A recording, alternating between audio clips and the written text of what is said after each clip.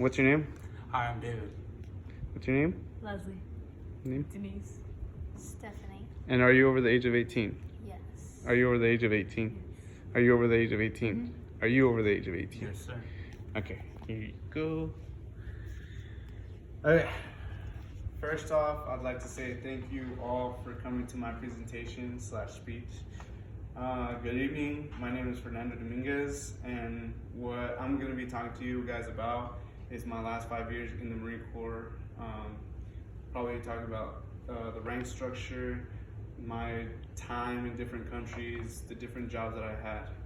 So first thing I would like to say is, have any of you ever had an experience that you never thought would occur to you before? The biggest reason I say this is because that's what happened to me when I first joined the Marine Corps. The first thing I'd like to say, or the first thing I'd like to add on to that, is the rank structure within the Marine Corps. First, the first rank that I attained was the rank of private, and that's a given. That's the first rank that you attain. Honestly, you just have to sign a paper, they give you the rank. The next rank is the rank of Private First Class, PFC. Another rank that's given literally 6 months after your time in the Marine Corps, unless you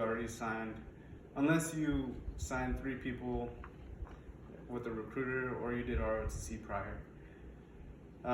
The responsibilities that come with it, not many. The rank after PFC is that of Lance Corporal. With Lance Corporal, there's actually a bit more responsibility.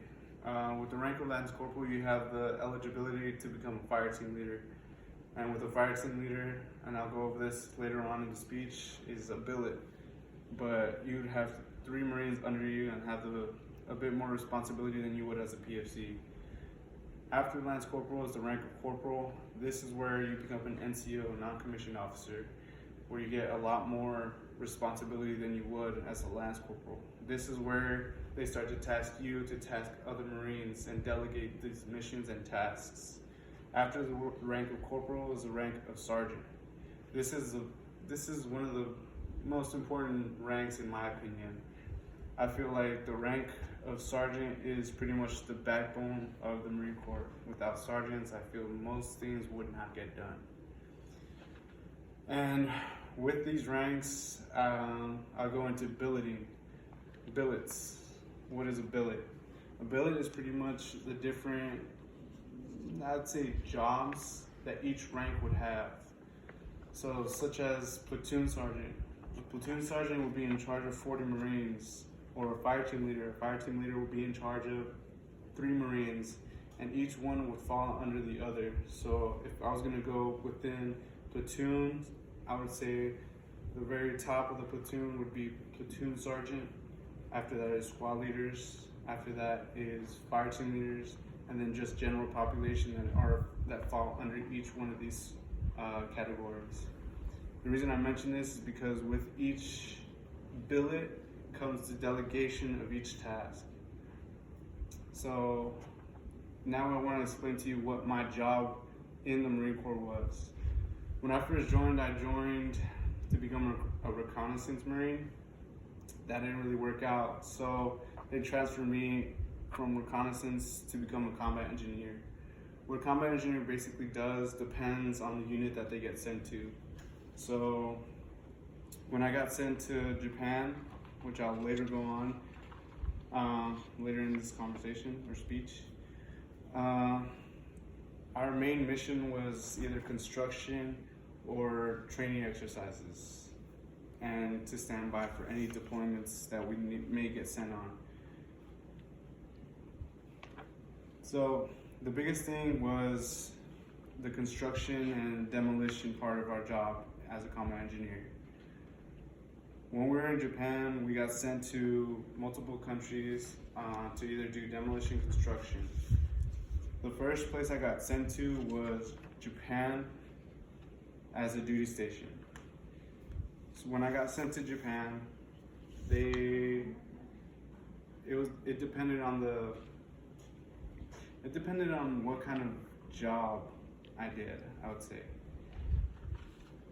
So when I got sent to Japan, I got attached to 9th ESB, which stands for 9th Engineer Support Battalion. And with them, I got sent on most of my deployments. The first deployment I ever went on, would be the Philippines. In the Philippines, we got sent there to do construction and build a school for the kids that were there. After that, we got sent to Australia. While we were there, we got attached to the Australian Army to do cross training with demolition and charges. We were there for 6 months. After that, we got sent to Thailand.